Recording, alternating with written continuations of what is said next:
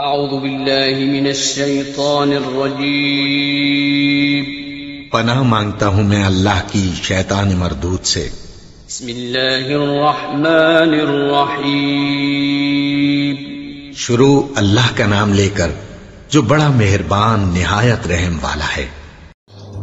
اعوذ باللہ من الشیطان الرجیم بسم اللہ الرحمن الرحیم وَإِنْ عَاقَبْتُمْ فَعَاقِبُوا بِمِثْلِ مَا عُوقِبْتُمْ بِهِ وَلَئِنْ صَبَرْتُمْ لَهُوَ خَيْرٌ لِلصَّابِرِينَ وَاصْبِرْ وَمَا صَبْرُكَ إِلَّا بِاللَّهِ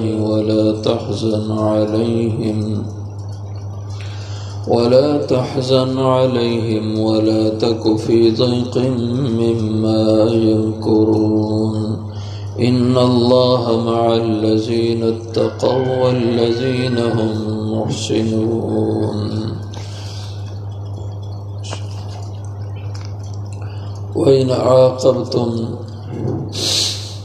اور اگر تم بدلہ لو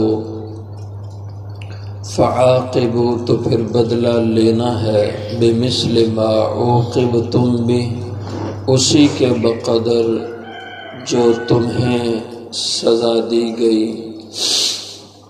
وَلَئِن صَبَرْتُمْ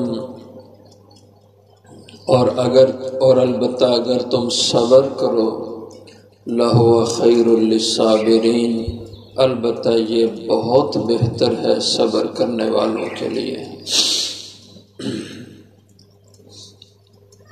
وَاصْبِرْ وَمَا صَبْرُكَ اور صبر کریں اور نہیں ہے صبر کرنا آپ کا الا باللہ مگر اللہ کی توفیق سے۔ وَلَا تَحْزَنْ عَلَيْهِمْ اور غم نہ کھاؤ ان پر وَلَا تَكُ فِي ضَيْقٍ اور نہ ہو آپ تنگی میں مبتلا مما یمکرون اس کے بارے میں جو وہ چالیں چلتے ہیں۔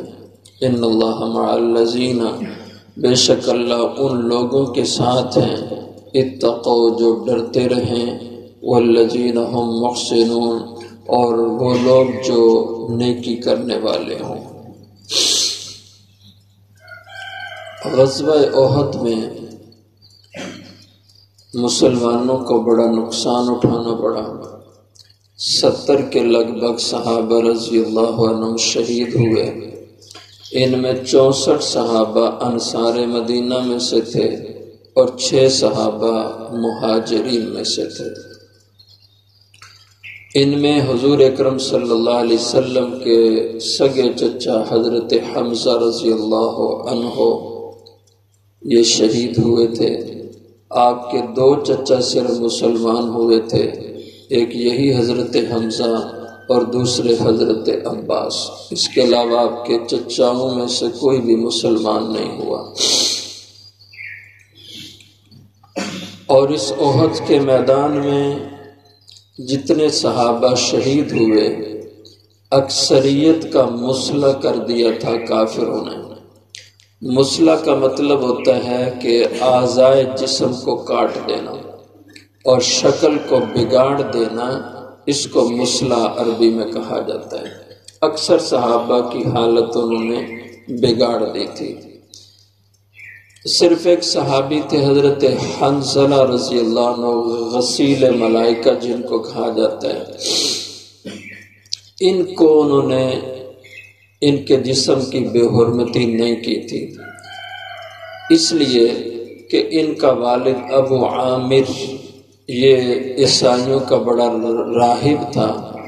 احد کا معرکہ گرم کرنے میں ساری شرارت اس آدمی کی تھی اور یہ بہت زیادہ مکہ والوں کو اکساتا رہتا تھا مسلمانوں کے خلاف کرنے میں، اور یہ احد کے میدان تک کفار مکہ کو لانے والا یہی ابو عامر راہب تھا، اور یہ اس میدان میں موجود تھا۔ تو اس کی رعایت کرتے ہوئے کافروں نے کہ ان کا ایک بڑا سرغنہ ان کے بیٹے ہیں حضرت حنظلہ، تو ان کی لاش کا انہوں نے خیال رکھا اور باقی اکثر صحابہ کی جو میتیں تھیں ان کے اجساد مبارکہ تھے ان کا حلیہ بگاڑ دیا تھا۔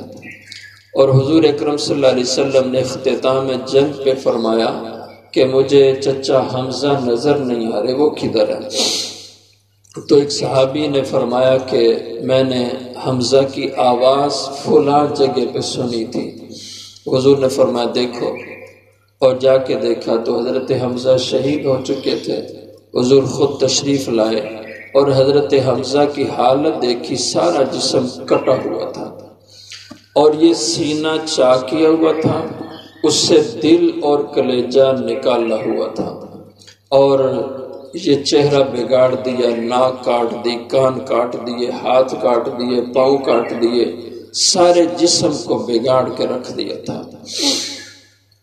حضور کو اس سے سخت صدمہ ہوا، بہت سخت پریشان ہوئے، اور حضور اکرم صلی اللہ علیہ وسلم نے حضرت حمزہ کی تعریف و توصیف میں کچھ کلمات فرمائے، اور اسی شدت صدمہ میں حضور اکرم صلی اللہ علیہ وسلم سے بھی یہ منقول ہیں الفاظ، اور دیگر صحابہ سے بھی منقول ہیں کہ ان حضرات نے کہا کہ اس کے بدلے میں ہم کافروں کے بڑے بڑے 70 لوگوں کا بھی مصلح کریں گے، جیسے انہوں نے ہمارے لوگوں کا مصلح کیا ہے اور حضرت حمزہ کا مصلح کیا ہے۔ تو قسم کھائی حضور اکرم صلی اللہ علیہ وسلم نے کہ ہم بھی ایسے ہی کریں گے۔ تو اب آگے 2 قسم کی روایتیں ہیں کہ اسی موقع پر جبریل امین علیہ السلام یہ آیات مبارکہ وہی لے کے آئے کہ اللہ کے نبی ایسے نہ کہیں، بس جتنی انہوں نے تمہیں تکلیف پہنچائی، جتنا انہوں نے تمہیں دکھ اور زخم دیا، تم بھی اسی کے برابر بدلہ لے سکتے ہو، اس سے زیادہ کی اجازت نہیں ہے، البتہ تم صبر کر کے عمل صبر کا کرو تو یہ بہت اللہ کو پسند ہے۔ اور دوسری روایت یہ ہے کہ یہ آیات فتح مکہ کے موقع پہ نازل ہوئیں جب مسلمانوں کو ان قاتلوں پہ پوری گرفت ہو گئی، اور وہ قاتل آپ کے ہاتھ میں تھے، حضرت حمزہ رضی اللہ عنہ کے اور احد کے شہداء کے۔ اب ان قاتلوں کو ڈر تھا کہ ہمارا بھی وہی حشر کیا جانا ہے، اور بعد مسلمانوں کی طرف سے یہ آواز بھی لگی کہ آج وقت ہے بدلہ لینے کا۔ تو اللہ نے اس موقع پہ یہ آیات نازل فرمائی کہ نہیں، ایسے نہیں کرنا، بدلہ لو اگر تو برابری کا لو، اس سے زیادہ اللہ کی ذات کے ہاں پسند نہیں ہے۔ تو فرمایا وَإِنْ عَاقَبْتُمْ فَعَاقِبُوا، اور اگر تم بدلہ لو اپنے مقتولین کا، فَعَاقِبُوا بِمِثْلِ مَا عُوقِبْتُمْ بِهِ، تو بدلہ لے سکتے ہو تم اس کے برابر جو تمہیں تکلیف دی گئی، تمہیں زخم دیے گئے، دکھ دیا گیا۔ لیکن وَلَئِن صَبَرْتُمْ، اور البتہ اگر تم صبر کرو، لَهُوَ خَيْرٌ لِلصَّابِرِينَ، تو البتہ صبر کرنا یہ بہت بہتر ہے، صابر لوگوں کی بڑی صفت ہے۔ اور یہی اللہ نے ہمیں تعلیم دی ہے ہر موقع پہ کہ کوئی بھی ایسے دکھ کا موقع ہو، تکلیف دہ کوئی منظر ہو، تو تمہیں صبر سے کام لینا چاہیے۔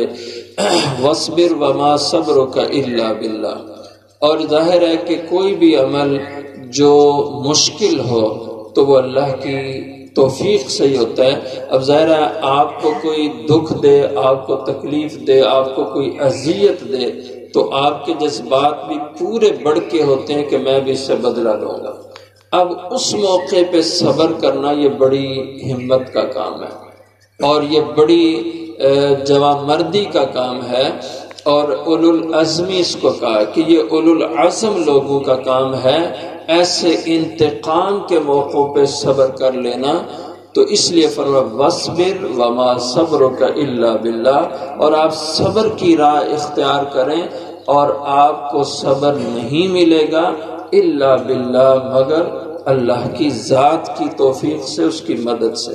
وَلَا تَحْزَنْ عَلَيْهِمْ، اور اپنے شہیدوں کے اوپر اور اپنے صدمے پہ غم نہ کھاؤ، یعنی اس غم کو دل میں نہ پالو کہ اس کو دل میں پالتے رہو۔ جیسے احد کے تذکرہ میں قرآن کریم میں غالباً چوتھے پارے میں آتا ہے کہ وَلَا تَهِنُوا وَلَا تَحْزَنُوا، اس کے بعد تم میں بزدلی نہیں آنی چاہیے، کم ہمتی نہیں آنی چاہیے، اور وَلَا تَحْزَنُوا، اور احد کا صدمہ لے کے گھروں میں نہیں بیٹھ جانا چاہیے، اس صدمے کو دلوں میں پالتے رہو، ایسا نہ کرو بلکہ آگے بڑھنے کی کوشش کرو۔ اس لیے وَلَا تَحْزَنْ عَلَيْهِمْ، اور نہ غم کھاؤ ان شہیدوں پر، وَلَا تَكُ فِي ضَيْقٍ مِّمَّا يَمْكُرُونَ، اور نہ ہو آپ کے دل میں کوئی بھی تنگی، گھٹن، غم، مِّمَّا يَمْكُرُونَ، اس کے بارے میں جو یہ کافر دین اسلام کے خلاف، آپ کے خلاف، مسلمانوں کے خلاف جو چالیں چلتے ہیں، ان سے تمہیں گھبرانا نہیں ہے، ان سے پریشان نہیں ہونا، اللہ سے مدد لینا ہے، اس لیے کہ اللہ کا ضابطہ ہے ان اللہ مع الذین اتقوا، بے شک اللہ کی مدد انہی لوگوں کے ساتھ ہوتی ہے اتقوا، جو اللہ سے ڈرتے ہیں اور بچتے ہیں اس کی نافرمانی سے۔ اتقوا کا معنی ڈرنا بھی ہوتا ہے، اس کے معنی بچنا کے بھی ہوتے ہیں۔ بچنے کا مطلب کہ اللہ کی نافرمانی سے جو بچ کے رہتے ہیں۔ والذین هم محسنون، اور وہ لوگ ان کے ساتھ اللہ کی مدد، اللہ کی معیشت ہوتی ہے جو نیکی کی راہ پہ چلتے ہیں، احسان کے راستے پہ چلتے ہیں، کہ وہ مقابل اور مخالف پر احسان کا معاملہ کرتے ہیں، تو ان لوگوں کے ساتھ اللہ کی مدد ہوتی ہے اور خدا کی نصرت یہ لوگ لیتے ہیں۔ اور جب تم خدا کی مدد لے لو تو پھر تمہیں اپنے دشمنوں کے مقابلے میں کسی قسم کے نقصان کا ڈر نہیں ہونا چاہیے، اللہ تمہاری طرف سے تمہارے دشمنوں کے لیے کافی ہو جائیں گے۔